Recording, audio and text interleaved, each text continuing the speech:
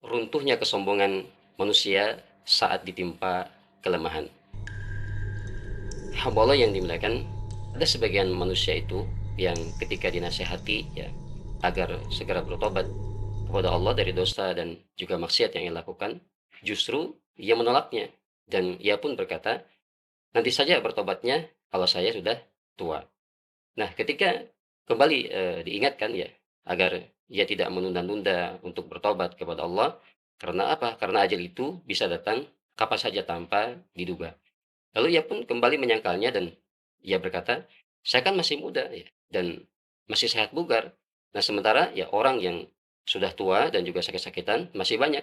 Jadi biarkan mereka saja yang lebih dahulu meninggal ya. Kalau saya kan sepertinya masih jauh." Ya subhanallah ya.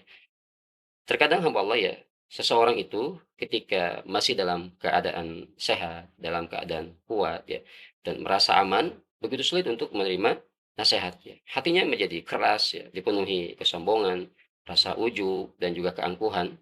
Lalu Allah menimpakan musibah kepadanya, baik itu berupa penyakit ya, kesusahan ataupun berbagai permasalahan yang mengguncang hidupnya.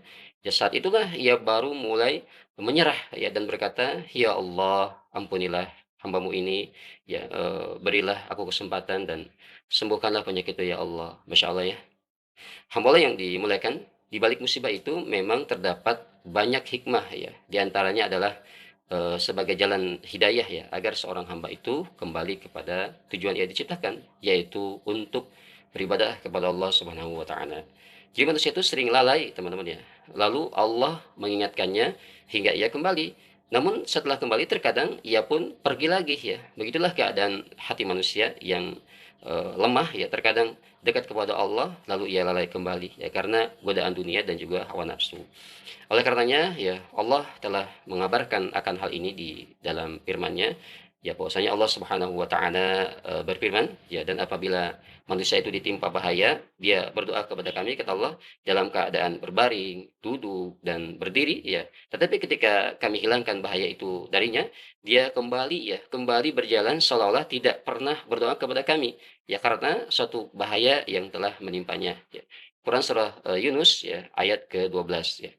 Benarlah, perkataan Ibnu Qayyim ya rahimahullah, ya beliau berkata, "Kalaulah bukan karena berbagai ujian dan juga musibah, niscaya seorang hamba itu ya akan terjangkiti penyakit kesombongan, ujub, keangkuhan, dan juga kerasnya hati," ya. Nah, cepat atau lambat ya, semua itu akan, membinasakannya. Demikian, Allahu a'lam.